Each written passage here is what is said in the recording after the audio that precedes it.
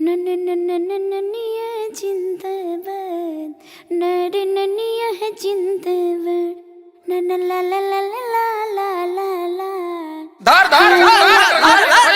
के वर्षों चल चल भैया बोली ला। अरे छोड़ ओहो चलते न बने आदिशक्ति फिल्म्स नकारी बरिया रे जी तू रब पिचकारी जी के जाल फेकम रउआ के तन न फंसे ये बरारी जी ए महंगा पलहंगा न लटाई घाटा लग जाई भाव उचित बताई छौ बहनी कराई ताजतन रुपया कहब तोहके ओतने रुपया दे सुन साली हो अब हवा ऐसे पसेरी 2 रुपया हो 2 रुपया 2 रुपया हो 2 रुपया चोली रंगाई दे 2 रुपया हो चोली रंगाई दे 2 रुपया हो साया रंगाई पौने 2 रुपया चोली रंगाई दे 2 रुपया रे साया रंगाई पौने 2 रुपया आया विवेक जी तनी बेंजू पेरी तो चोख पे चुकारी हिया से खोदी जन पतना जनवा जाइया जे जागे कि जाना वहाँ जाइया जे जागे तो हट दोसरा के धनवा जनवा वहाँ जाइया जे जागे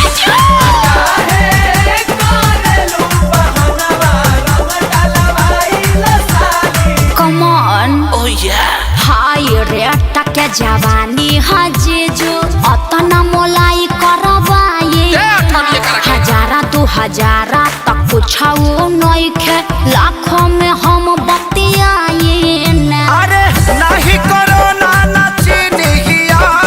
रंग सरे ई तो होली के भेकसी नहीं उड़ी बाबा रंग सरे ई तो खपेरा मसी नहीं दोसर दुआर जाके देखी ओनिया रंग फेंकी छिट्टा माल ना भेटाई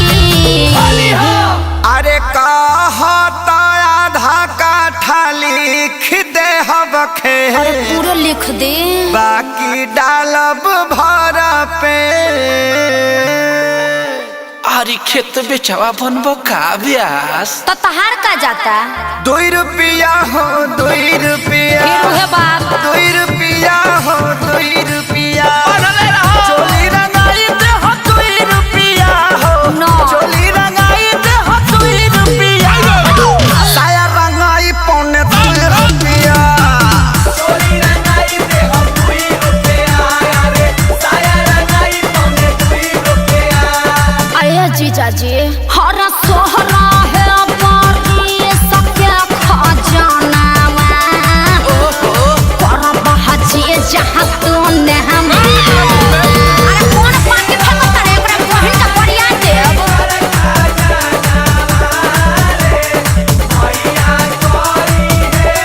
अरे कंजर के सार का हो बिना सिक के झाड़ू सुन ले बानी बिगहा के बिगहा राउर जोत जोताला जी बजट कुछाऊ बढ़ाई जीजा तबे रंगाई उच खाला जी खाली पैसा पैसा तू कइले बारू सुन साली हमारा अभिले ना कुछ रंगवइले बारू साली हमार गोरी किस्म से नाच खइले घेरा खइबा लोग अखिलेश खेसारी न पोल्हाई आकाश श्याम के बोलाई रंगाई आई हर तबला लगा गुरु का बजा दिहन अरे जुगु जुगु जिया साली लाख बारी होली खेले गइलू सी आये जीजा जी खूब जियत रही अपने ढारत रही अपने पियत रही तहार के पी है 10 टकियावा दी ना बाल्टन के आओ अभा 2 रुपया हो दे हम 2 रुपया 2 रुपया हो दे हम 2 हाँ रुपया तो वो दे ये दे चोली रंगाई दे हम 2 रुपया हो चोली रंगाई दे हम 2 रुपया हो साया रंगाई पौने 2 रुपया कौन फेंको तारे अपना बहिनिया को फेंको सो